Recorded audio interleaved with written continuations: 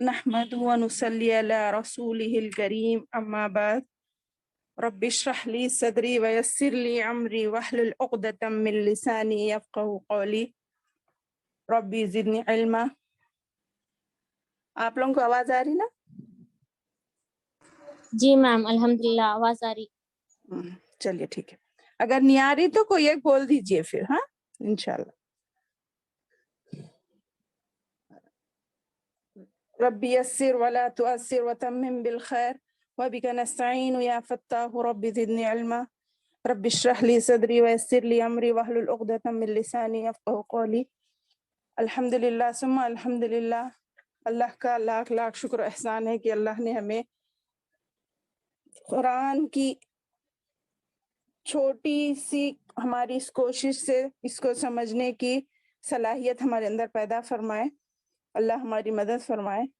تو پہلے درس شروع کرنے سے پہلے میں آپ لوگوں کا پرانا ریویژن تھوڑا دیکھنا چاہ رہی ہوں کہ گزری ہوئی کلاس کی جو باتیں تھیں کیا آپ نے اس پہ یاد ہے یا نہیں اور کہاں تک آپ لوگ عمل کر رہے ہیں. تو پہلی بات جو باتیں بتائی گئی وہ مختصر یاد تو ہوں گی نا آپ لوگوں کو؟ اس میں سے ایک دو سوال کروں میں، جواب دیں گے؟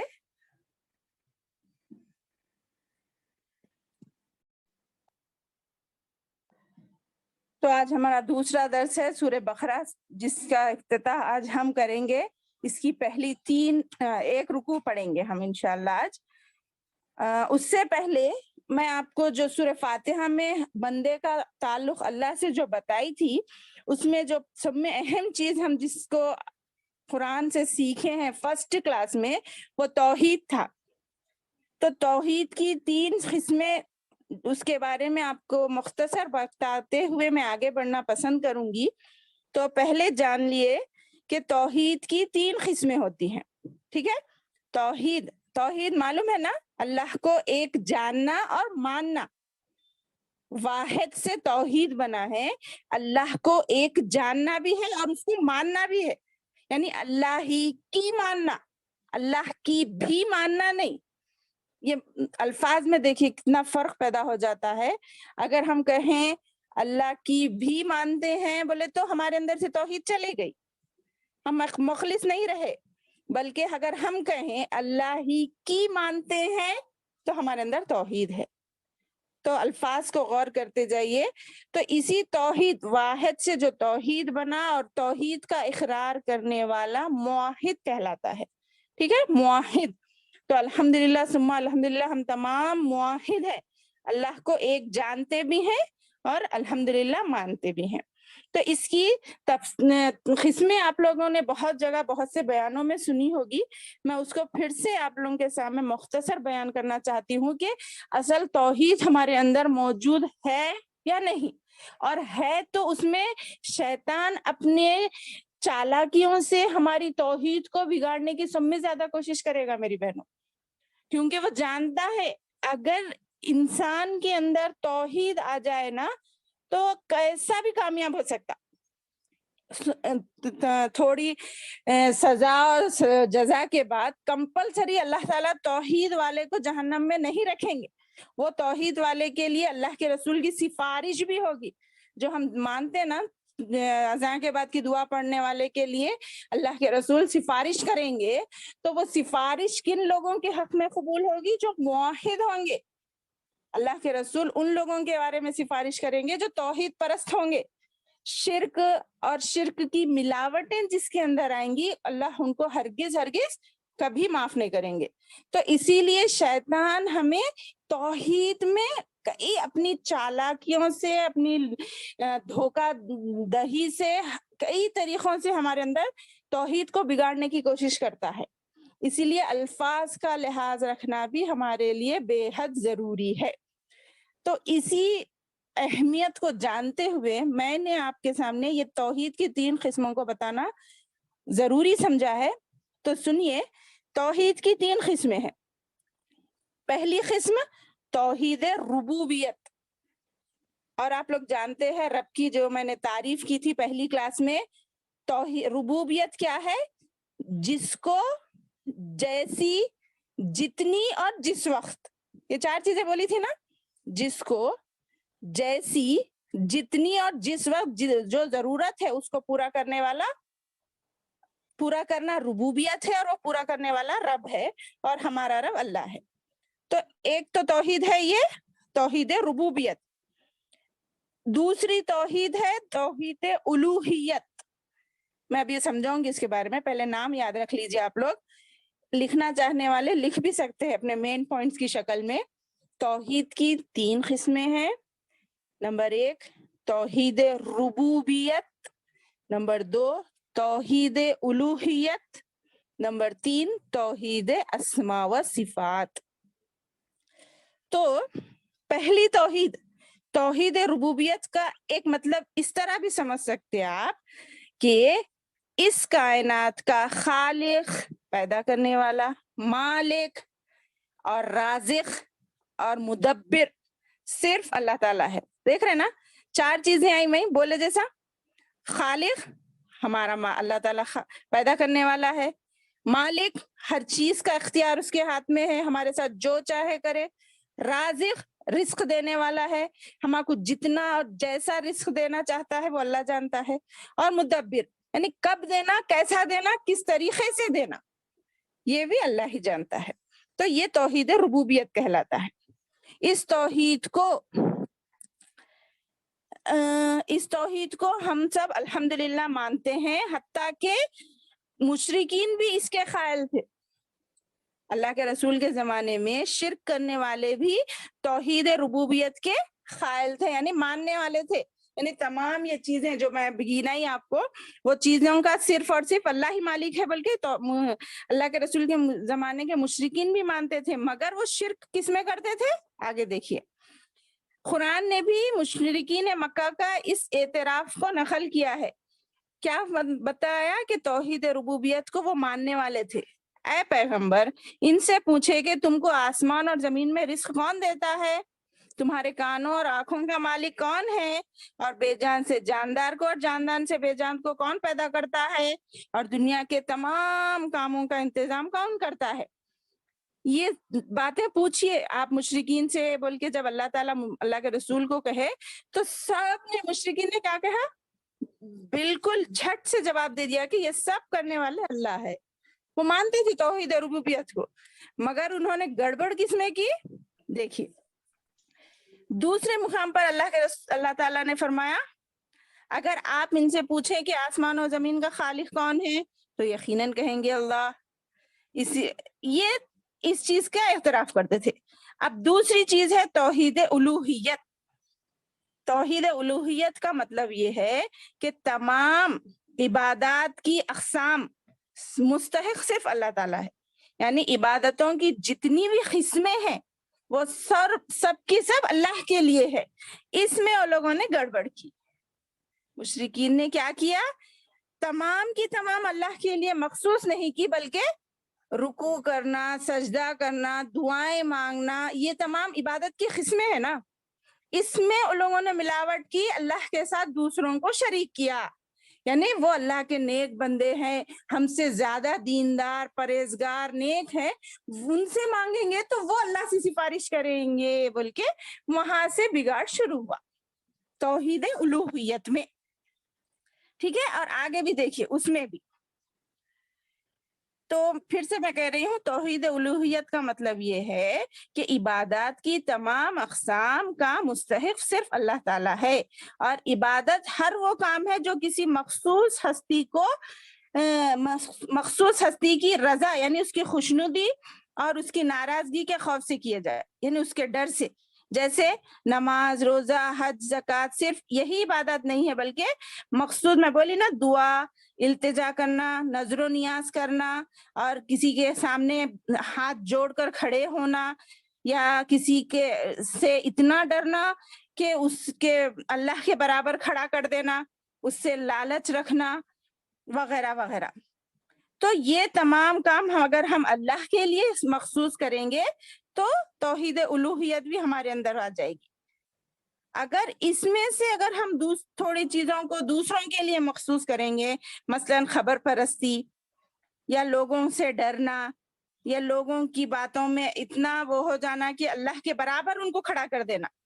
تھوڑوں نے تو اللہ سے بڑھ کر بھی نبی کریم صلی اللہ علیہ وسلم کو کر دیا ہے، مگر اللہ کے برابر بھی کرنے کا ہمیں حکم نہیں ہے. اللہ سے بڑھ کر تو دور کی بات، اللہ کے برابر بھی ہمیں کسی کو ٹھہرانے کی اتنی جرات کرنے کی ہمارے اندر طاقت نہیں ہے اور وہ ضرورت بھی نہیں ہے. تو یہ تمام خبر پرستوں میں مدفون لوگوں سے دعائیں مانگنا، بزرگ وغیرہ کہہ کر، یہ اس توحید میں مشرکین مکہ نے اور آج کل کے مسلمانوں میں بھی جو نام و نہاد کے مسلمان ہوتے ہیں ان لوگوں نے بھی یہی توحید میں گڑبڑ کر کر اپنے آپ کو اللہ کی توحید سے ہٹا لیا ہے. اللہ ہماری حفاظت فرمائے. اور دوسری تیسری قسم جو ہے توحید اسماء و صفات. اس کا کیا مطلب ہے؟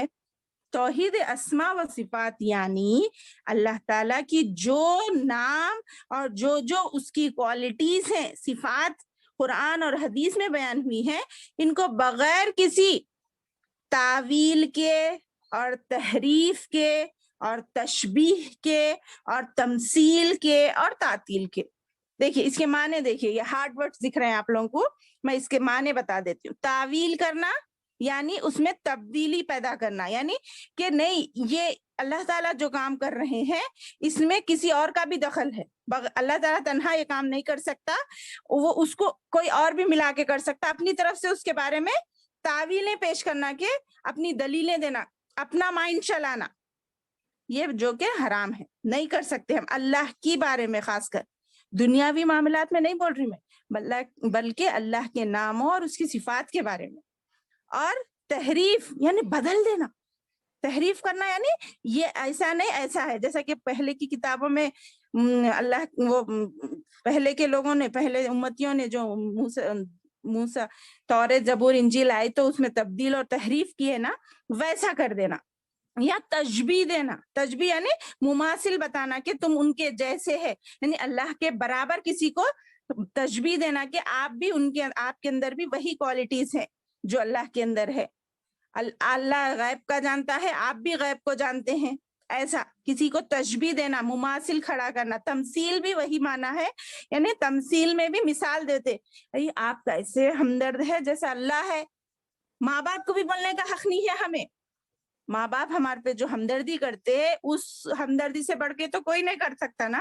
تو ماں باپ کو بھی یہ حق نہیں ہے، نہ اللہ کے رسول کو ہم یہ کہہ سکتے ہیں کہ اللہ تعالیٰ کے برابر آپ ایسے کر رہے ہیں، بلکہ کیونکہ اللہ کے رسول نے اس معاملے میں مرتے وقت بھی کہا ہے میری بہنوں. آخری جب اللہ کے رسول کا انتقال ہو رہا تھا، جب بھی اللہ کے رسول کے زبان پہ کیا تھا معلوم؟ تم لوگ مجھے عیسیٰ کی طرح مت بناؤ.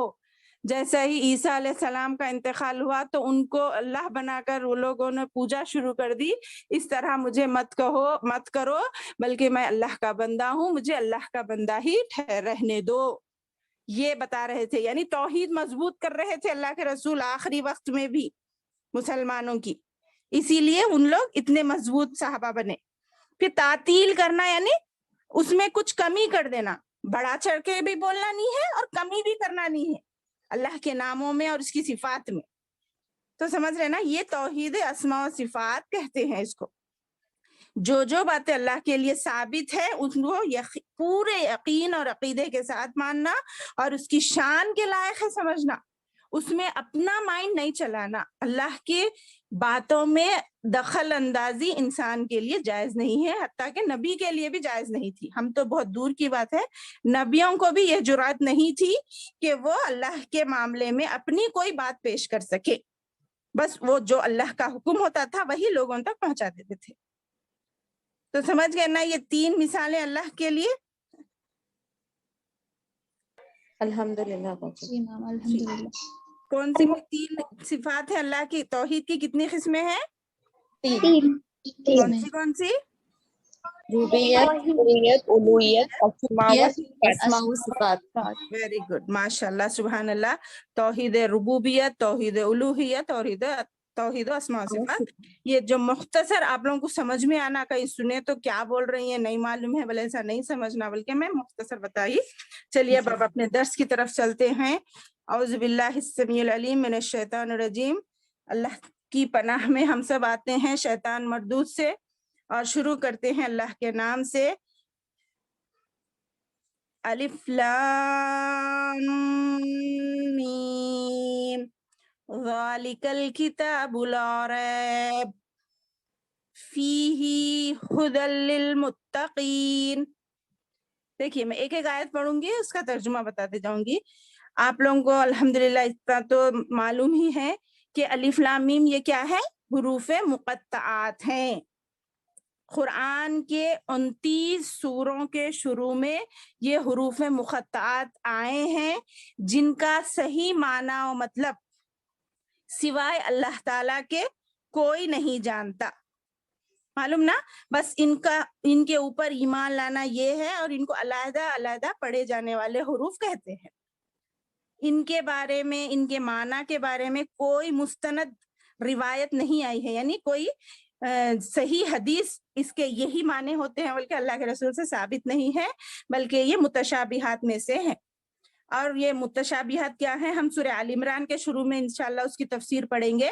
بس ہمیں اتنا ہی ایمان لانا ہے کہ یہ حروف، ان کا نام حروف مقطعات ہیں. یہ پورے قرآن کے 29 سوروں کے شروع میں آئے ہیں. الگ الگ حروف مقطعات ہیں، ان کو الگ الگ پڑھتے ہیں. اس کا صحیح معنی و مطلب صرف اللہ ہی جانتا ہے. واللہ اعلم بمرادہ. ٹھیک ہے؟ مگر اللہ کے رسول سے تو یہ ثابت حدیث ہے اس کے بارے میں کہ اس کے ایک ایک حرف پر اللہ تعالیٰ نے 10 نیکیوں کا وعدہ کیا ہے نا؟ کہ جب اللہ کے رسول نے صحیح حدیث میں اس طرح فرمایا، جس نے اللہ کی کتاب میں سے ایک حرف پڑھا اس کے لیے 1 نیکی ملے گی، اور 1 نیکی کا اجر 10 گنا ہے. میں یہ نہیں کہتا کہ الف لام میم ایک حرف ہے، بلکہ الف ایک حرف ہے، لام ایک حرف ہے، اور میم ایک حرف ہے. تو جملہ الف لام میم کہنے میں ہمیں جملہ 30 نیکیاں مل چکی ہیں. سبحان اللہ. اور یہ اتنی مبارک کتاب ہے دنیا کی تمام کتابوں سے ہٹ کر، جس کے بارے میں یہ روایت آئی ہو. کسی حدیث کے پڑھنے پہ بھی آپ کو اس طرح کا اجر نہیں ملتا جتنا قرآن کے ایک ایک حرف پر 10 نیکیوں کا اجر ملتا ہے. یہ اس کی خصوصیات میں سے پہلی خصوصیت ہے. ٹھیک ہے؟ اور دوسری بات اب آگے بول رہے ہیں ذالک الکتاب لا ریب. یہ الحمدللہ جو اب ہم اس پر پڑھیں گے، اس کے معنی تو پہلے دیکھ لیجئے. اس کتاب یعنی یہ اللہ کی کتاب ہونے میں کوئی شک نہیں ہے، پرہیزگاروں کو راہ دکھانے والی ہے. ہدل للمتقین کے معنی ہدایت ہے، للمتقین متقیوں کے لیے، اللہ سے ڈرنے والوں کے لیے، پرہیزگار لوگوں کے لیے. یہ تو اس کا عام مفہوم ہو گیا. ٹھیک ہے؟ اب ہم دیکھتے ہیں اس پہ جو الف لام آیا ہے، ذالکا کتابن بھی بول سکتے تھے، یعنی یہ وہ کتاب ہے، بلکہ اس پہ الف لام لا کر اس کو خاص کر دیا گیا. کیا بول کر؟ کہ ذالکا یہ وہ کتاب ہے، یہ وہ خاص اور مخصوص کتاب ہے جس کا ذکر اس سے پہلے کی کتابوں میں آیا ہے. جیسا کہ ہم جانتے ہیں نا کہ پہلے کی کتابوں میں ایک آخری نبی اور آخری کتاب کا ذکر آیا ہے، بلکہ تو اس کتاب کو اب فائنل کر دیا اللہ تعالیٰ. یہ قرآن بھیج کر جو پہلے اس کا پیشن گوئیاں بتائی گئی تھی، اس کو اللہ تعالیٰ نے اس میں کمپلیٹ کر دیا کہ ہاں جو ہم بول رہے تھے وہ سچ کر دکھایا. یہ وہ کتاب ہے. اور دیکھیے دنیا میں کتنی مشہور بڑی بڑی کتابیں گزری ہیں. آپ نے اس کے انڈیکس میں، مقدمے میں یہ دیکھا ہوگا. اگر اس میں کچھ غلطی ہے تو آپ ہم کو اس نمبر پر رابطہ کریں، ہم انشاءاللہ نیکسٹ ایڈیشن میں اس کی تصحیح کریں گے، اس کو صحیح کر دیں گے. بلکہ آتا ہے نا ایسا. مگر اللہ تعالیٰ اس میں یہ اس طرح الف لام لا کر پہلے ہی جو گنجائش ہوتی ہے نا غلطی کی، اس کو دور کر رہی کہ آگاہ ہو جاؤ، یہ کوئی معمولی کتاب نہیں ہے، بلکہ یہ ایسی کتاب ہے جس میں کوئی غلطی کی گنجائش ہی نہیں، کوئی اس میں کوئی نقطہ چینی کرنے کی گنجائش ہی نہیں ہے. تو دیکھ رہے نا، تو یہ بات ہمیں اور واضح کرتی ہے کہ ہم اس کو اللہ کی کتاب مانے، اس کی ایک ایک حرف کو سچ مانے، اور اس کے بارے میں پورا یقین رکھیں. ٹھیک ہے. اس کے بعد میں ایک بات بتاتے ہوئے آگے بڑھنا چاہتی ہوں کہ یہ قرآن حضور صلی اللہ علیہ وسلم کے داماد حضرت عثمان رضی اللہ عنہ کا ایک قول میں یہاں پر بیان کرنا چاہتی ہوں, اگر آپ دلچسپی سے سنیں. کہ سب میں پہلی بات, اگر آدمی کا دل پاک و صاف ہو تو وہ قرآن سے اس کا دل کبھی آسودہ اور سیر نہیں ہوتا. کیا مطلب اس کا؟ یعنی جس آدمی کا دل پاک و صاف ہوتا ہے اس کو دنیا کی کون سی بھی کتاب لے لیجیے آپ, اس کو ایک بار پڑھنا ہے انٹرسٹڈ رہتا, بہت شوق, سیکنڈ ٹائم تھوڑا اور کم ہو جاتا, تھرڈ 2-3 بار 4 بار پڑھ لیا نا بور ہو جاتا انسان. مگر قرآن ایک ایسی کتاب ہے جس کو آپ جتنے بار پڑھیں گے آپ کا شوق, آپ کی دلچسپی, آپ کا دل اتنا ہی روشن اور پاک ہوتا جائے گا نا. اگر کسی کا دل قرآن پڑھنے اور سننے سے بھر گیا, یعنی بس اماں کتنا آسودہ مانے بھر جانا, دل بھر جانا یا سیر ہو جانا, یعنی خوب پیٹ بھر کے کھائے تو پھر کوئی نعمت سے نعمت بھی سامنے لا کے رکھو, ہم کھانا دل بولتا اگر ہمارا پیٹ بھرا ہوا ہو, نہیں نا, سیر ہو گیا ہے اماں میں سیر ہو کے کھا لی بولتے ہم, یعنی اب کوئی گنجائش نہیں ہے چاہے تم دنیا کی کئی نعمتیں لا کے رکھ دو. اسی طرح اگر کسی کا دل قرآن پڑھنے سے اچاٹ ہو رہا ہے, یا کسی کو بوریت محسوس ہو رہی ہے, یا کوئی بیزار ہو رہا ہے, ایک ہی باتیں سنتے جانا کیا بولے, تو سمجھ جاؤ کہ اس کے دل میں خرابی ہے. اگر کسی کا دل قرآن پاک سے آسودہ ہو جائے, سیر ہو جائے, تو اس کا دل پاک نہیں ہے, طاہر نہیں ہے. کیونکہ یہ تمام لوگ جانتے ہیں قرآن حکیم ایک ایسی کتاب ہے جو دلوں کو روشن کرتی ہے, مجلہ کرتی ہے, یعنی روشن کرتی ہے, پاک کرتی ہے, دلوں کی تطہیر کرتی ہے, دلوں کو سکون پہنچاتی ہے. اور یہ ہر عاقل جانتا ہے یہ بات. عاقل یعنی عقل مند, کسی کا نام نہیں بول رہی میں یہاں پر, عاقل کے معنی ہے عقل مند. اور ہر عقل مند یہ جانتا ہے کہ جس کا دل اچھا ہو تو اس کے خیالات اچھے ہوتے ہیں, اور جس کے خیالات اچھے ہوں اس کے افکار اچھے ہوتے ہیں, اور جس کے افکار اچھے ہوں اس کے اعمال اچھے ہوتے ہیں نا. اسی لیے اب یہی وجہ ہے کہ قرآن کو دل بار بار پڑھنا چاہتا ہے, اس سے بیزار نہیں ہوتا. اور ایک بات یہ بھی اس میں بتائی گئی ہے کہ یہ اللہ تعالیٰ نے اللہ کے رسول صلی اللہ علیہ وسلم کے جسم کے کسی دوسرے اعضاء پہ نہیں اتارا بلکہ دل پر اتارا. آپ لوگ نے جانتے ہوں گے کہ یہ قرآن اللہ کے رسول کے دل پر نازل ہوا, جسم کے کسی دوسرے اعضاء, ہاتھ پیر وغیرہ وغیرہ پہ نازل نہیں ہوا, دماغ پر نازل نہیں ہوا, بلکہ کہا قرآن میں کیا ہے, علی قلبک, تمہارے دل پر ہم نے اس قرآن کو نازل کیا. بولے تو سمجھ رہے نا اس کی اہمیت. اللہ رحم فرمائے ان لوگوں پر جو اس کے اہمیت کو جانتے ہیں اور اس پر عمل کرنے کی کوشش کرتے ہیں. تو میں یہ بتانا ضروری سمجھ رہی تھی. اس کے بعد میں بول رہی تھی ذالک الکتاب لا ریب فیہ, یہ وہ کتاب ہے یعنی وہ خاص کتاب ہے جس میں نہ تو کوئی شک و شبہ ہے اور نہ ہی شک و شبے کی ذرہ برابر گنجائش ہے. کس بات میں؟ کہ یہ منزل من اللہ ہے. کیا ہے؟ یہ اللہ کی طرف سے نازل ہونے والی ہے, بول کر یہ کتاب, جس میں کوئی شک نہیں ہے. یہ اللہ کے رسول نے اپنے آپ سے نہیں گڑھ لی ہے یہ کتاب, اور اس میں ہدایت ہے. الف لام لگا کر اس کو خاص کرنے کا مطلب یہ ہے کہ یہ وہ خاص کتاب ہے جو لوگوں کی ہدایت کے لیے نازل ہوئی ہے. جیسا کہ ہم نے تجوید میں پڑھا, معانقہ, یہ جو 3 نقطے آتے ہیں, آپ لوگ قرآن دیکھ سکتے ہیں اگر آپ کے سامنے ہو تو, فیہی اور لا ریب کے بیچ میں جو 3 نقطے آئے ہیں, اس کا مطلب چاہے فیہی کو لا ریبہ سے جوڑے یا فیہی ھدی للمتقین, 2 طرف سے بھی آپ پڑھ سکتے ہیں. اس کو معانقہ کہتے ہیں, یعنی اس میں ہدایت ہے, اس میں کوئی لا ریب فیہی, اس میں کوئی شک نہیں ہے. یا لا ریب بول کے رک کر فیہی ھدی للمتقین بولے تو اس میں ہدایت ہے متقیوں کے لیے, یعنی 2 طرف بھی اس طرح اس کے معنی پڑھ سکتے ہیں. اور متقین کسے کہتے ہیں یہ تو ہم الحمدللہ ہم نے بہت اچھے طریقے سے جانا نا. یہ ہدایت اور رہنمائی اہل تقویٰ کے لیے ہے بول رہی، یعنی جو بچنا چاہتے ہیں. تو تقویٰ کے اصل معنی تو ہم نے الحمدللہ ابھی ریسنٹلی رمضان میں بہت غور و خوض سے بہت چیزوں سے معلوم کیا کہ تقویٰ اصل کیا چیز ہے. وقایقی کے معنی ہے بچانا، کسی کو بچانا، اور تقویٰ خود بچنا.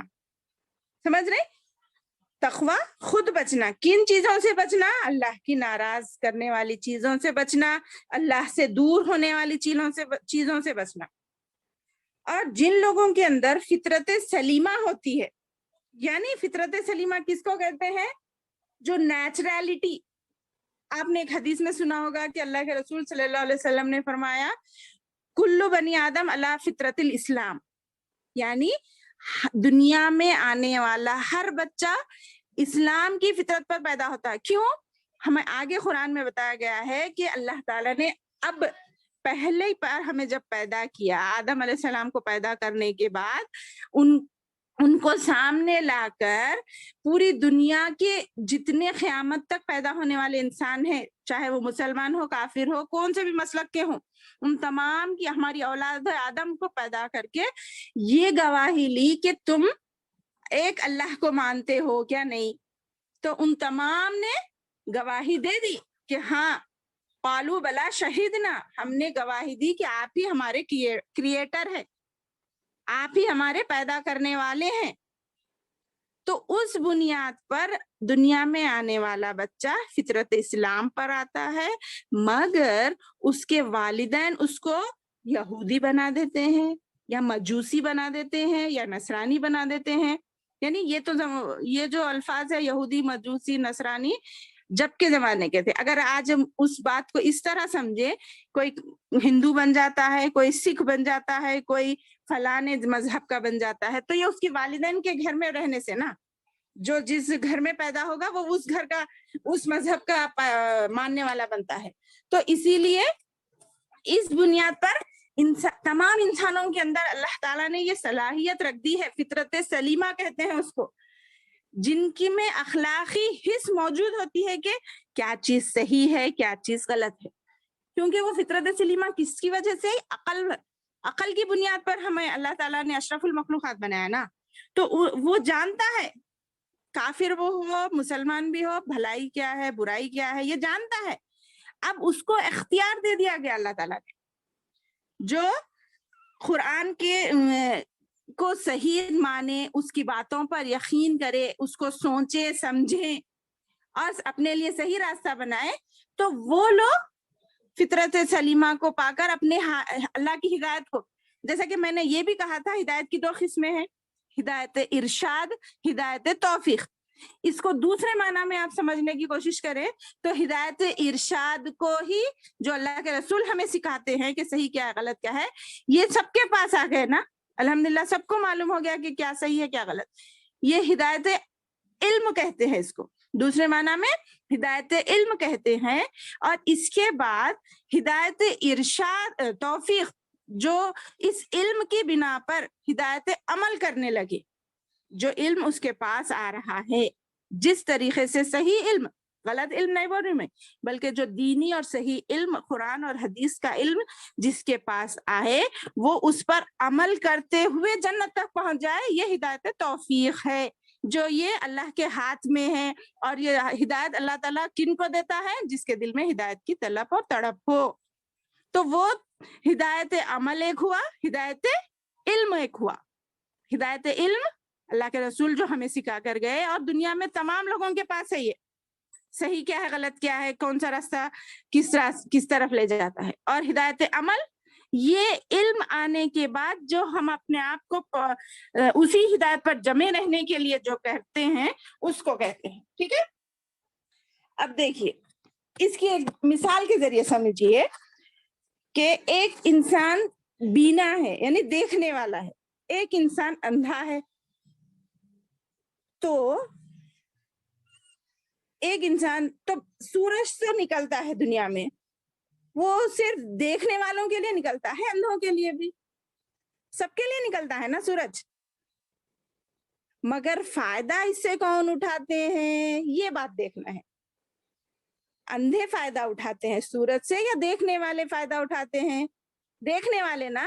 تو اب فرق محسوس ہو گیا کہ ہدایت جس کو مل گئی وہ دیکھنے والوں کی طرح اس ہدایت پر عمل کر کے اپنے آپ کو فائدہ پہنچائے, اور جو اندھے بنے رہے جن کو سورج کے نکلنے اور نہ نکلنے سے کوئی فرق نہیں پڑتا, وہ اسی طرح چلتے ہیں, زندگی گزارتے ہیں, بس دنیا میں آئے اور انہیں جانا ہے اس طرح. تو اب ہمیں کیا کرنا ہے, ہدایت یافتہ بن کر اس سے فائدہ اٹھانا ہے اور اپنی ہدایت کی روش کو برقرار رکھتے ہوئے دینی چیزوں سے, دینی علم سے, دینی معلومات سے جڑ کر اپنی ہدایت کو بڑھاتے جانا ہے. اسی لیے اہدنا الصراط المستقیم بولتے ہیں ہم ہر نماز میں, کیونکہ ہم ہدایت کے متلاشی ہیں. ہدایت ہمیں ہر وقت چاہیے, کیونکہ شیطان بھی اسی ہدایت کے راستے پہ بیٹھا ہوا ہے. ہمیں کس لمحہ کس طریقے سے ہمیں اس راستے سے ہٹائے, یہ پلاننگ اس کی چل رہی ہے. تو اسی لیے ہدایت اللہ تعالیٰ نے وہ بار بار مانگنے کا حکم دیا ہے, اور ہم مانگتے بھی ہیں مگر اس کو سمجھتے نہیں ہیں. اہدنا الصراط المستقیم, اہدنا الصراط المستقیم بول دیتے, مگر صراط مستقیم کیا ہے, صراط مستقیم کس کو کہتے ہیں, یہ ضروری ہے. ایک سوال یہاں یہ ہے کہ ہدایت ملنے کے بعد آدمی پھر گمراہ کیوں ہو جاتا ہے. یہ بات ہمارے ذہنوں میں آتی نا کہ ہدایت ملنے کے بعد آدمی پھر کیوں گمراہ ہو جاتا ہے. اب مسلمانوں کی بات لے رہی ہوں میں, کہ نماز پڑھنے کی عادت پڑ جاتی ہے رمضان میں, پھر بعد میں کیوں چھوٹ جاتی. اس کی 2 وجہ بتائی گئی ہے, ذرا غور کریں. اس کی 2 وجہ بتائی گئی ہیں قرآن اور حدیث کی تفسیر میں, علماء کی تشریح میں. 2 وجہوں کی وجہ سے انسان ہدایت سے پھر دور ہو جاتا ہے. کیا ہے وہ 2 وجہ؟ ایک تو اناد یعنی دشمنی, غرور و تکبر, اور دوسری جہالت. دیکھیے میری بہنوں, اناد مانے دشمنی. اس میں اب آپ سورہ فاتحہ کو بھی لے سکتے, 3 چیزوں کا ذکر ہے نا سورہ فاتحہ میں. ایک تو منعم علیہ, یعنی جن پر اللہ نے انعام کیا, انعمت علیہم. کون ہے وہ؟ انبیاء, صالحین, شہداء, نیک لوگ. بولی تھی نا میں, جن پر ان لوگوں کا راستہ ہونا ہے نا, ہمارے کو نیک لوگ ہیں, منعم علیہ بولتے ہیں ان کو, جن پر اللہ نے انعام کیا. دوسرے غیر المغضوب علیہم, جن پر اللہ کا غضب نازل ہوا, جنہوں کو معلوم تھا. ان کو اصل مراد سورہ فاتحہ میں اس سے یہودیوں کو مراد لیا گیا ہے. معلوم ہے آپ لوگوں کو یہودی کیوں نہیں مانتے تھے, اس قرآن اور نبی کو پہچانتے تھے جیسا کہ اپنی اولاد کو پہچانتے ہیں, مگر وہ دشمنی اور غرور و تکبر کی بنا پر, کیوں ہمارے قبیلے سے کیوں نہیں آیا یہ نبی, ہماری امت میں سے کیوں نہیں آیا, بلکہ یہ اناد کی وجہ سے, دشمنی کی وجہ سے وہ لوگ نہیں مانے. اس لیے اللہ نے ان پر غضب نازل کر دیا, وہ اللہ کے مغضوب بندے بنے. تو اصل اس میں مراد یہود ہے. ایک تو منعم علیہ انبیاء اور صالحین, نبی اور صحابہ ہیں. دوسرا غیر المغضوب علیہم سے مراد یہود ہے, اور والضالین, ضالین سے مراد نصارہ ہیں.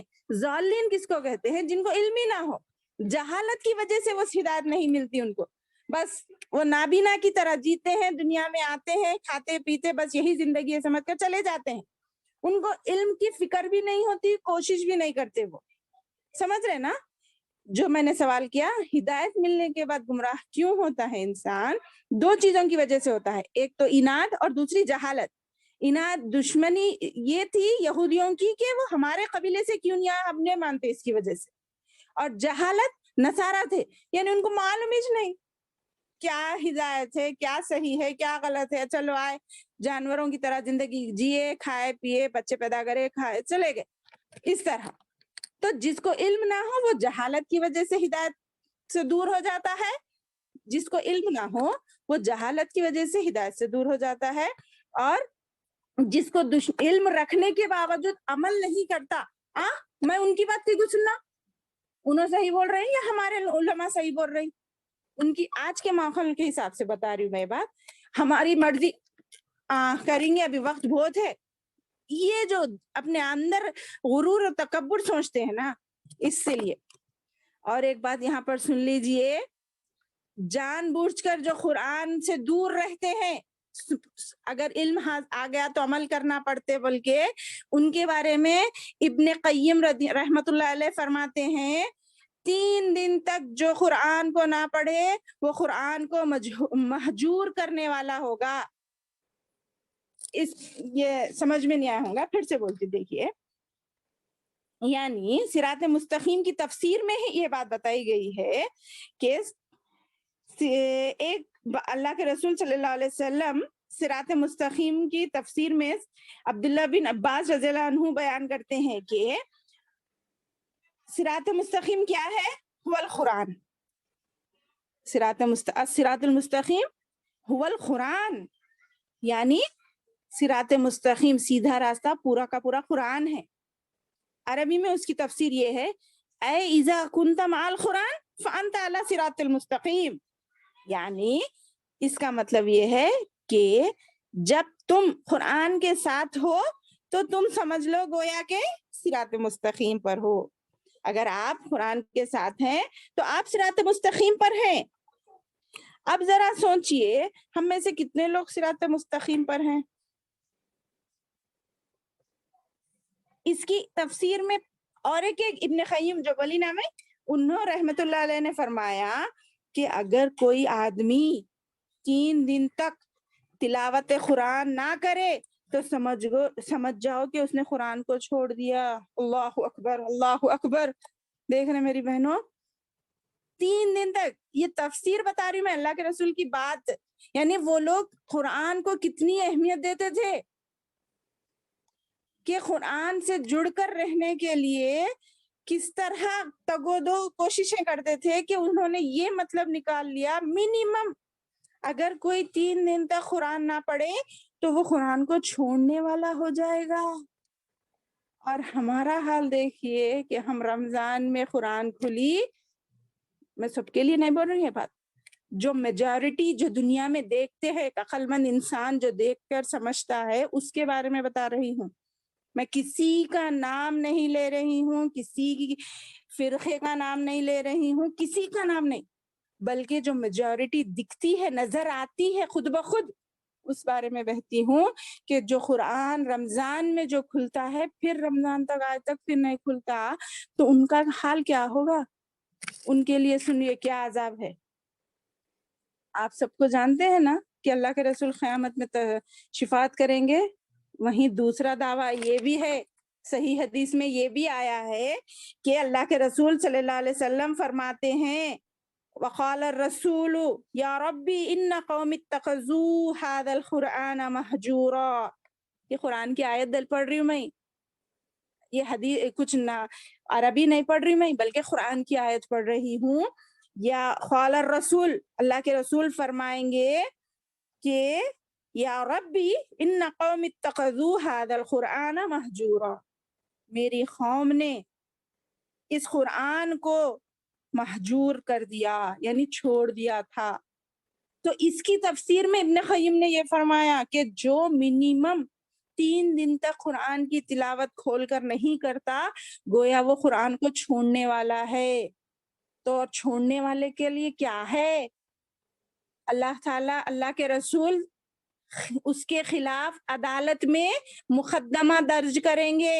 اور سے سنیے میری بہنوں، اللہ کے رسول، دنیا آخری نبی، اللہ کے محبوب، وہ دعویٰ کرنے والے ہیں کہ اس چیز کا دعویٰ، اس قرآن کے بارے میں مقدمہ درج کریں گے اللہ کے سامنے، اللہ کی عدالت میں آخرت کے دن اللہ کے رسول مقدمہ درج کریں گے کہ اس قرآن کے بارے میں، کہ یہ قرآن کو میرے اس بندوں نے، میری امتیوں نے، ان لوگوں نے چھوڑ دیا تھا۔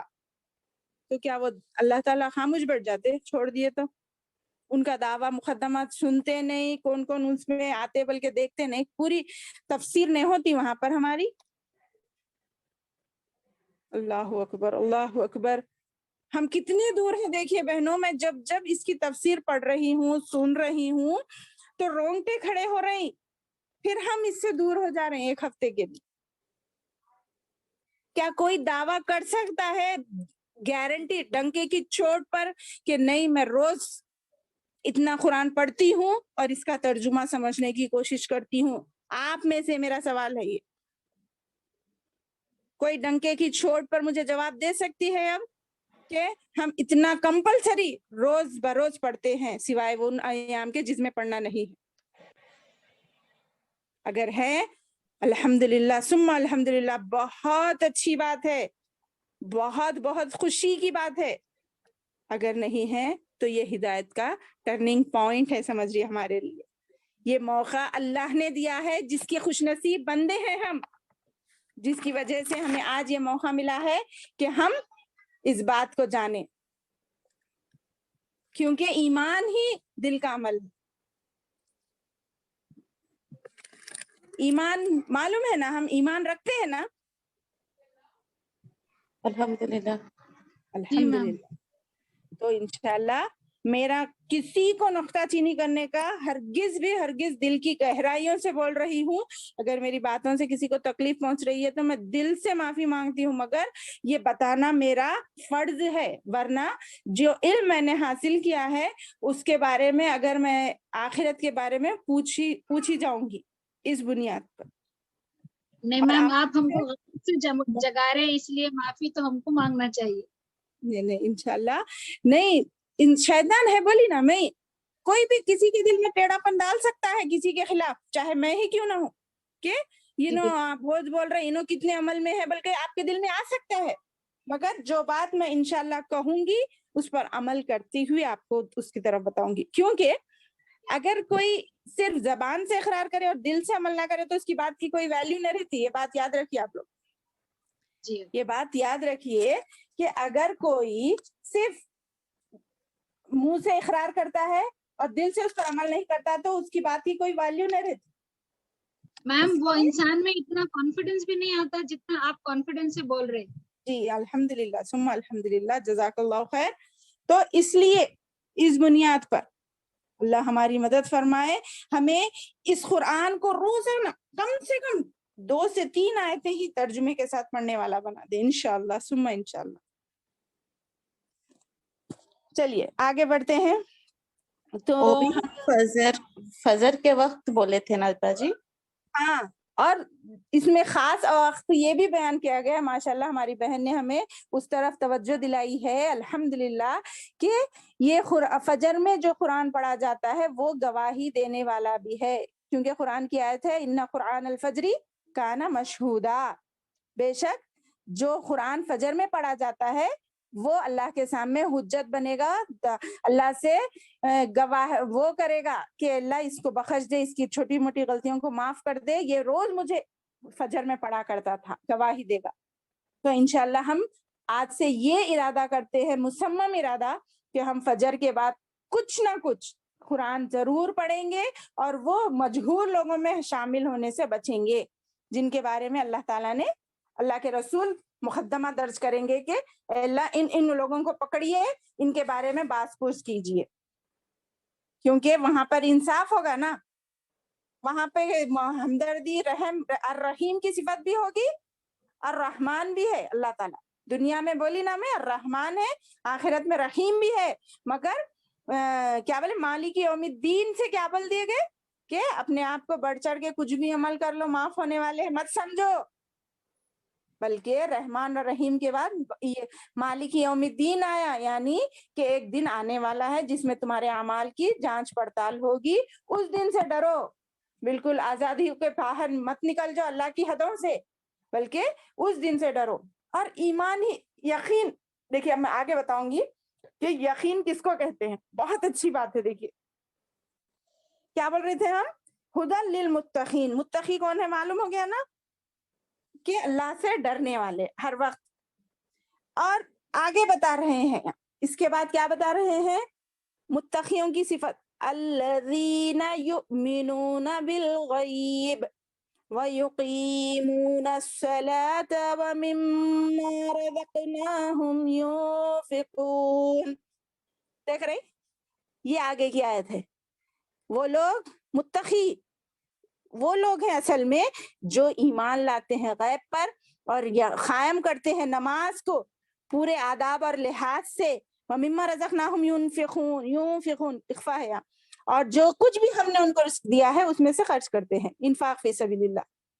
دیکھ رہے ہیں میری بہنوں؟ آگے کا بھی دیکھ لیجئے. اور آگے کیا صفت بتائی گئی ہے؟ چوتھی صفت وَالَّذِينَ يُؤْمِنُونَ بِمَا أُنزِلَ إِلَيْكَ وَمَا أُنزِلَ مِن قَبْلِكَ وَبِالْآخِرَةِ هُمْ يُوقِنُونَ.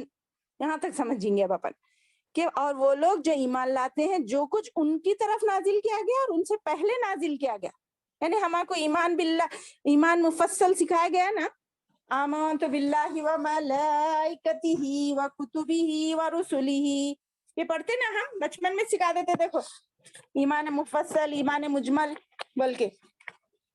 تو کیا ان میں 7 چیزوں کا عمل ہے نا؟ آمنت باللہ وملائکتہ وکتبہ ورسلہ والیوم الآخر والقدر خیرہ وشرہ من اللہ تعالی والبعث بعد الموت. اس میں 7 چیزیں ہیں نہیں ایمان میں. میں ایمان لائی اللہ پر فرسٹ، ملائکہ سیکنڈ، کتب ہی اس کی کتابیں تھرڈ، ورسول ہی اس کے تمام انبیاء 4، والیوم الآخری آخرت کا دن 5، والقدر خیری ہی و شرری اور اچھی اور بری تقدیر 6، من اللہ تعالیٰ اللہ کی طرف سے ہوتی ہے اچھی اور بری تقدیر، والبعث بعد الموت اور موت کے بعد اٹھائے جانے پر. دیکھ رہے یہ 7 چیزوں پر ہم ایمان لائے نا بچپن سے ہی الحمدللہ ایمان لائے ہم. تو اس میں ایمان کی قسمیں دیکھیے. اب آپ پہلی بات اس میں تو متقی کی پہلی صفت کیا بتائی گئی کہ وہ غیب پر ایمان لاتے ہیں.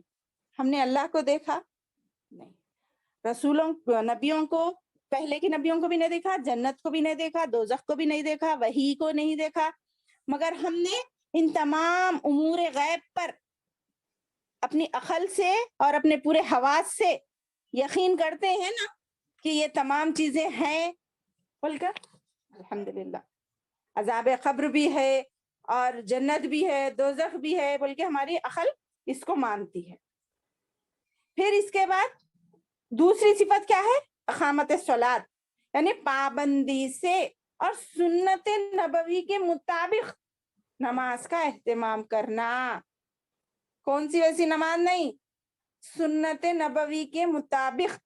کیونکہ یہاں کا سکہ اس سے پہلے بھی بولی تھی شاید، دوسری کنٹری کی کرنسی لا کے آپ یہاں چلاؤ چلتی نہیں چلتی، یہاں کی کرنسی لگ جا کے آپ وہاں پہ چلاؤ چلتی.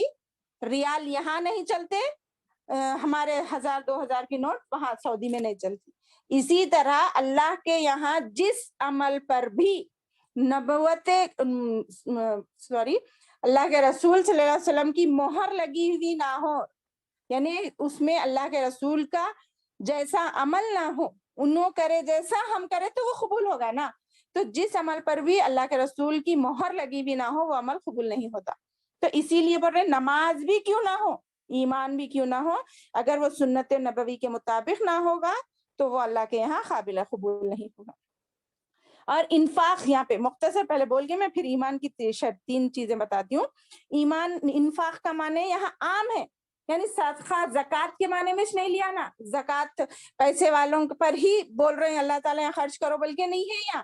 یہ انفاق یعنی خرچ کرنا عام ہے، چاہے آپ 100 روپے کے بھی مالک ہے تو اس میں سے 5 روپے یا 10 روپے کا آپ کا غریب دوسرا جس کے پاس نہیں ہے وہ حقدار ہے آپ کے مال میں سے. سمجھ رہے؟ انفاق کے یہاں پہ لفظ عام ہے.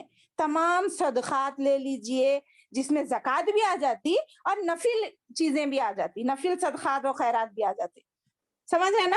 جس کی جتنی حسب استطاعت ہوگی اس کو اس میں سے خرچ کرنا ہر ایک پر ضروری ہے، چاہے وہ ماں باپ پر بھی خرچ کریں، اہل و عیال پر بھی خرچ کریں، یا صحیح کسی اللہ کے بندوں پر بھی خرچ کریں، یا کہیں اور دینی اداروں میں خرچ کرے، یا کسی اکیڈمی میں خرچ کریں، کچھ بھی آ سکتا. ٹھیک ہے؟ اور اس کی نیت کیا ہونا؟ اللہ کا اجر. میں یہ 1 روپیہ بھی خرچ کر رہی ہوں اور 10 روپے بھی خرچ کر رہی ہوں، یہ صرف اور صرف دکھاوا نہیں ہے، ریاکاری نہیں ہے، بلکہ اللہ کو راضی کرنا ہے. یہ میرا خرچ کرنا ہی آخرت میں جمع ہونے والا ہے. جو دنیا میں کھا رہی ہوں، پی رہی ہوں، اوڑھ رہی ہوں، پہن رہی ہوں، یہ سب ختم ہونے والا ہے، فنا ہو جائے گا، مگر جو میں آگے بھیج رہی ہوں وہ باقی رہنے والا ہے. تو یہ عام ہے. اور پچھلی کتابوں پر ایمان لانے کا مطلب کیا ہے؟ جو کتابیں انبیاء علیہ السلام پر نازل ہوئی وہ سب کی سب سچی تھی، لیکن بعد میں وہ اپنی اصل شکل میں موجود نہیں رہی، ان کے زمانے کے لوگوں نے اس میں تبدیلی کر دی تھی، اس لیے عمل نہیں کریں گے. ایمان تو سب پر لائیں گے، اہم تو سب ہے، مگر اس کی ضرورت نہیں ہے، یعنی اب اس پر عمل کرنا ضروری نہیں ہے، کیونکہ اس سے بہتر کتاب الحمدللہ اور محفوظ کتاب بول سکتے، اس سے اچھے الفاظ کیا ہے، اس سے بہتر اور اس سے محفوظ کتاب الحمدللہ ہمارے پاس موجود ہے، الحمدللہ. ٹھیک ہے، تو یہ ایمان لانا ہے کتابوں پر اور اس سے پہلے کی چیزوں پر. اور وَبِالْآخِرَةِ هُمْ يُوقِنُونَ، اور جو آخرت پر یقین رکھتے ہیں. یہ بہت اہم پوائنٹ ہے. دیکھیے کیا ہے اس میں،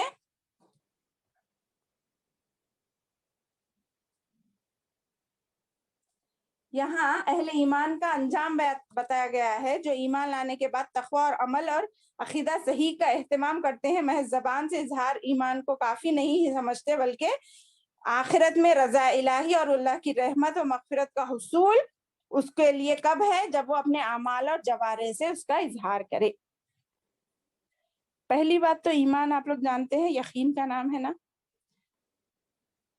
پہلا ورڈ آیا ایمان بالغیب بولے، یعنی دل سے تصدیق کرنا. ایمان کی 3 چیزیں ہیں، ایمان باللسان، تصدیق بالجنان.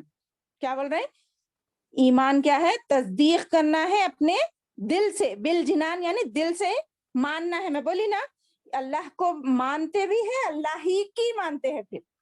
پھر اقرار باللسان، ایمان میں ہی ہے، یہ ایمان میں ہی یہ دوسری چیز ہے، اقرار باللسان، اپنے زبان سے اس کا اقرار کرنا. پھر ایمان میں ہی ہے تیسری چیز، اعضاء اور جوارح سے عمل کرنا، عمل بالارکان. پہلی چیز تصدیق بالجنان، دوسری چیز اقرار باللسان، تیسری چیز عمل بالارکان، دل سے ماننا، زبان سے اقرار کرنا، اور اپنے اعضاء اور جوارح یعنی ہاتھ پیر سے، اپنے ہر چیز جسم کے اعضاء سے اس کا اظہار کرنا. یہ مکمل ایمان ہے. یہ 3 چیزیں بھی ہمارے اندر ہے تو سمجھ جائیے آپ وہ خوش نصیب ہیں، ہم وہ خوش نصیب ہیں جن کے پاس مکمل ایمان ہے. اور ایک پوائنٹ یہاں پر یہ بھی تھا، اولئک علی ھدی من ربہم، بولے نا آگے آ رہا، دیکھیے اولئک علی ھدی من ربہم، جس کے اندر یہ مکمل ایمان ہوگا وہ گویا اپنے رب کی ہدایت پر ہے. اللہ یہاں پر استعلا کے لیے آتا ہے، استعلا یعنی بلند ہونا. آگے کی آیت بول رہے ہیں، یعنی آدمی اگر جس کے پاس ہدایت ہوگی وہ بلندیوں پر پہنچ جاتا ہے، بلندی اس کا مقدر ہو جاتی ہے. گویا ہدایت آدمی کو بلند کرتی ہے اور اس کے مقابل میں گمراہی آدمی کو پست کرتی ہے، پستیوں میں لے کے جاتی ہے. تو آج دیکھیے مسلمانوں کی اکثریت گمراہ ہے نہیں، گمراہ ہو چکی ہے، اس لیے کہ ہم قرآن سے دور ہوتے جا رہے ہیں اور ہم پستی اور کمزور ہوتے جا رہے ہیں اور پستی ہمارا مقدر بنتی جا رہی. ورنہ پہلے کے زمانے کے دور میں تو کتنے تھے پوری کائنات پہ ہم راج کرنے والے، ہمارے نبی اور صحابہ پہلی جنگ میں کتنے تھے، 313، اور کافر 1000، مگر کیسا جیتے، ٹبل ہو کے. ایمان تھا ان کا، وہ مضبوط ایمان تھا جس کی وجہ سے وہ کافروں پر بھاری پڑ گئے. اللہ تعالیٰ نے بھی ان کی مدد کی، قدم قدم پر ان کو عروج دیا، بلندیاں دی، ساتھ دیا، کیونکہ وہ ایمان رکھتے تھے نا، پورا مکمل یقین. اور آخرت کے بارے میں یقین میں دیکھیں آپ، ایمان تو لانا ہے غیب پر اور نماز وغیرہ اپنے عمل سے کرنا ہے، مگر وَبِالْآخِرَةِ هُمْ يُوقِنُونَ. یہاں ایک پوائنٹ یہ بھی ہے، ایمان اور یقین میں فرق ہے. سن رہے، ایمان اور یقین میں فرق ہے. کیا فرق ہے وہ ایک بات غور کریے، اس کے بعد ہم اپنی کلاس کنٹینیو کریں گے انشاءاللہ جب تک ہو سکے.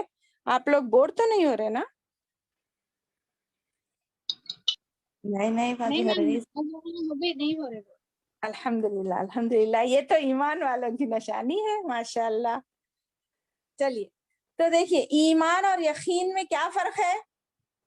دیکھیں ایمان کیا کہتے ہیں، کسی با اعتماد آدمی کی بات پر اعتماد کرنا اور اس کی بات کو ماننا ایمان ہے نا. ہمارے کو نہیں معلوم تھا یہ تمام حقائق. با اعتماد انسان کون ہے ہمارے پاس سب میں زیادہ؟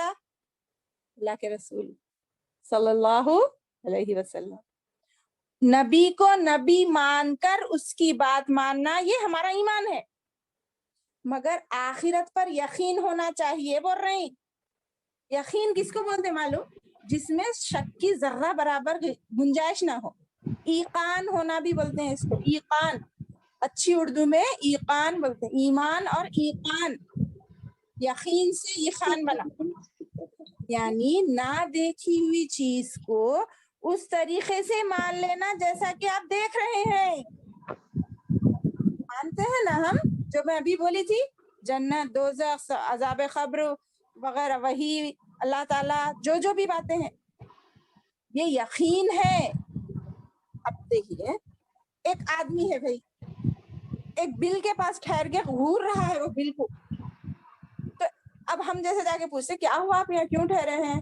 تو میں نے ابھی دیکھا کہ یہاں سے ایک بہت بھیانک ایک سانپ اندر گیا ہے اس بل میں. ہم نے نہیں دیکھا. اگر وہ بولنے والا با اعتماد ہے تو آپ ذری دیر کے لیے اس کی بات کو تصدیق کر لیتے. مگر اس کو ایمان کہتے ہیں. مطلب ایمان بول تو وہ ایمان نہیں بول رہی مجھے اللہ پہ لائے، مطلب ماننا بول رہی میں، جس کو بغیر دیکھے ماننا کہتے ہیں با اعتماد انسان کی بات پر. اور یقین کس کو کہتے ہیں؟ آپ نے خود دیکھا کہ وہ بل میں سانپ گیا ہے. کوئی شک کی گنجائش رہتی آپ کی بات میں؟ نہیں رہتی نا. تو آپ نے گویا دیکھ لیا، اس بات کی گواہی ہے کہ آپ کو یقین ہے اس بات پر کہ اس بل میں ایک سانپ ہے. تو آخرت کے معاملے میں غور سے سنیے، آخرت کے بارے میں ہم تمام انسانوں کا ایسا ایمان ہونا چاہیے جیسے کہ نہ دیکھی ہوئی چیز کو بھی اپنی آنکھوں سے دیکھ رہے ہیں. اس کو پختہ ایمان اور یقین کہتے ہیں. یہ بتانا چاہ رہی تھی. ہم نے تو دیکھا نہیں ہے مگر ہمیں اتنا اللہ کے رسول پر اور ان کی باتوں پر یقین ہے کہ ہم گویا جنت کے بارے میں جب ذکر ہو رہا ہے ہم محسوس کر رہے ہیں جنت کیسی ہوگی. جہنم کے بارے میں ذکر ہو رہا ہے، ہم نے دیکھا نہیں ہے مگر ہم محسوس کر رہے ہیں جنت جہنم کیسی ہوگی. عذاب قبر کے بارے میں ذکر ہو رہا ہے، ہم محسوس کریں گے کہ عذاب قبر کیسا ہوگا. تب ہمارے اندر مکمل ایمان بھی آئے گا اور ایقان بھی آئے گا. سمجھ رہے میری بات؟ یہ تمام چیزیں یقین سے تعلق رکھتی ہیں. جتنا جس کا یقین ہوگا اللہ اس یقین کے حساب سے اس کے اللہ تعالیٰ مدد فرمائیں گے انشاءاللہ. تو یہ ایمان اور یقین کا بارے میں تھا. ٹھیک ہے، اب آگے بڑھتے ہیں ہم. باجی جی ماں. السلام علیکم. جی وعلیکم السلام. باجی آپ ایمان کے 3 چیزیں وہ بولے تھے نا، اس میں پہلا والا تصدیق بل کیا ہے؟ جنان بولتے دل کو، تصدیق بل جنان. جی بے لام جیم نون علی نون، بل جنان بولتے. حدیث میں جو آیا نا تصدیق بل جنان، اقرار بال لسان، لسان بولتے زبان کو، عمل بال ارکان، اپنے ارکان یعنی جسم کے اعضاء و جوارے سے عمل کر کے دکھانا، یہ ایمان ہے. ایمان کی 3 قسموں میں سے ہے. ٹھیک ہے بیٹا. ایمان بال جنان، قلب بھی بول سکتے مگر نیا ورڈ ہے نا، تو جیسا حدیث میں ہے وہ بتا دے رہی ہوں میں آپ کو. جنان قلب کو بھی بولتے، دل. ایمان بالقلب بولتے نہیں، دل سے یقین کرنا وہ. ٹھیک ہے، آگے بڑھوں میں. چلیے جی تو گویا میں نے کہا کہ جس کے پاس صراط مستقیم ہے وہ اللہ کی طرف سے ہدایت پر ہے اور وہ بلندیوں کو چھو سکتا ہے. اور جس کے پاس ایمان اور یقین اور قرآن پر عمل نہیں ہے وہ گویا کمی ہے، جس کے اندر کمی ہے اور وہ عذاب الہی سے بھی دو چار ہو سکتا ہے جو کہ آج کل ہمارے طرف آ رہی ہے.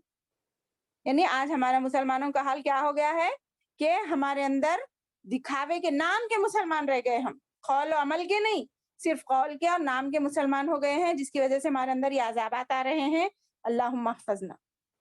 تو اللہ ہمارے قول و عمل کو یکساں کر دے, ہماری بات کو جو ہم کہہ رہے ہیں اس پر عمل کرنے والا بنا دے, کیونکہ قول کی کوئی اہمیت نہیں ہوتی میرے بہنوں جب تک انسان اس کی دلیل پیش نہ کر دے. یعنی اب منافق کے بارے میں آگے بول رہے ہیں, جب انسان صرف منہ سے اقرار کرتا ہے اور اس کے دل میں ایمان نہیں ہوتا نا, تو اس کی کوئی اہمیت نہیں.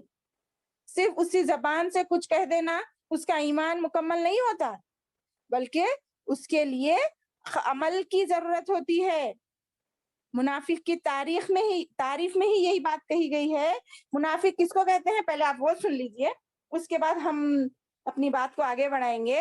منافق کے دو چہرے ہوتے ہیں بولے اللہ کے رسول صلی اللہ علیہ وسلم, دو زبانیں ہوتی ہیں. اور منافق کا انجام کیا ہے معلوم؟ ان المنافقین فی الدرک الاسفل من النار وَلَن تَجِدَ لَهُمْ نَصِيرًا. کیا مانے؟ منافق تو وہ ہے جو دو چہرے رکھتا ہے, ایک کے سامنے ایک چہرے سے ملتا ہے, ایک کے سامنے ایک چہرے سے ملتا ہے, مگر قیامت کے دن اس کا کیا انجام ہوگا؟ اس آیت میں سورہ نساء کی 145 آیت نمبر ہے, یہ سورہ نساء 145 آیت نمبر میں یہ منافق کا انجام بتایا گیا ہے.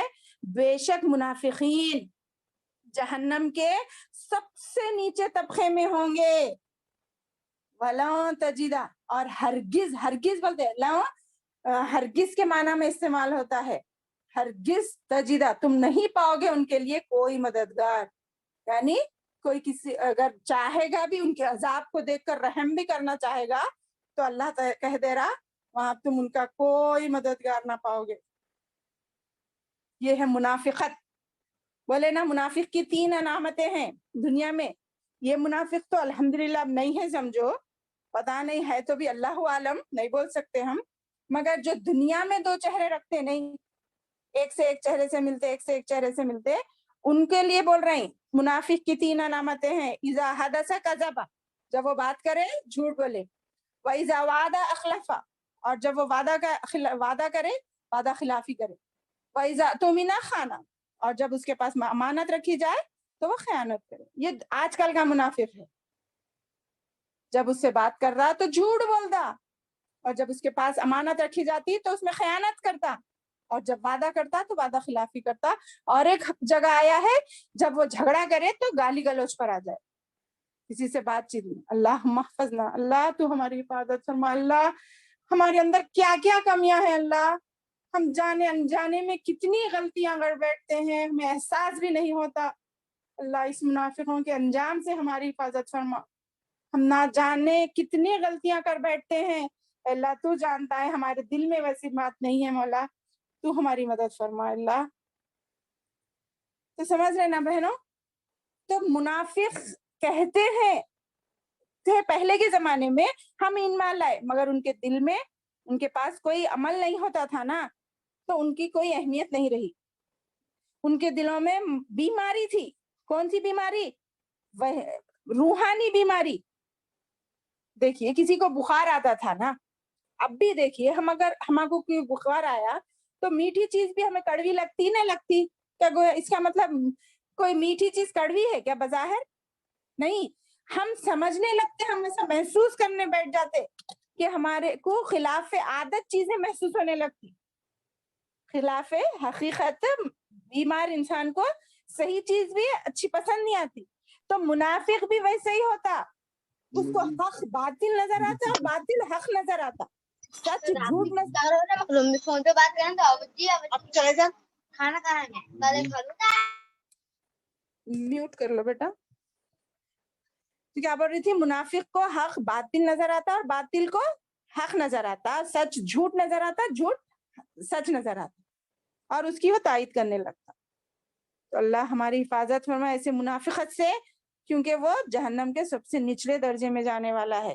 اللہم احفظنا, اور اس کا کوئی مددگار بھی نہیں ہے. اسی لیے کہا گیا ہے, آگے دیکھیے, اولئک علی ھدی من ربہم واولئک هم المفلحون. کون؟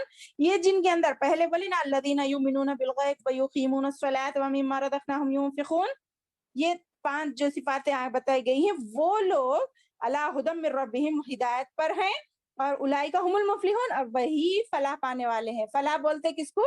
کامیاب کی اینڈنگ تک پہنچ جانا، یعنی کامیاب ہو گیا.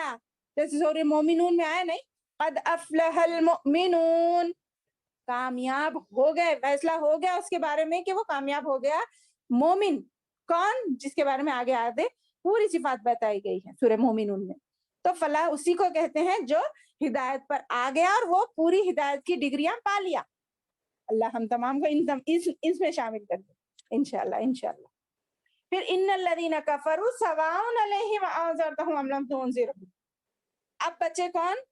منافق، جو لوگ انکار کرتے ہیں، مانتے نہیں ہیں، اتنی کھلی کھلی باتیں آنے کے باوجود، اتنے کھلے کھلے دلائل ملنے کے باوجود ان باتوں کو مانتے نہیں ہیں.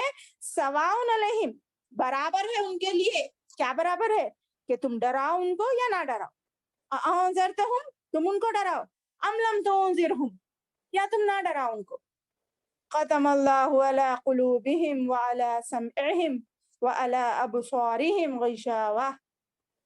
اللہ نے ان پر مہر لگا دی ہے. اللہ اکبر اللہ اکبر. اللہ نے ان کے دلوں پر اور ان کے کانوں پر مہر کر دی ہے، اور ان کی آنکھوں پر پردہ ہے، اور ان کے لیے بڑا دردناک عذاب ہے.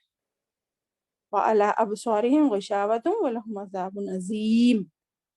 پہلا رکوع کمپلیٹ ہوا الحمدللہ. 7 آیتیں پہلے کے سیشن میں ہوئی، 7 آیتیں دوسرے سیشن میں ہوئی الحمدللہ.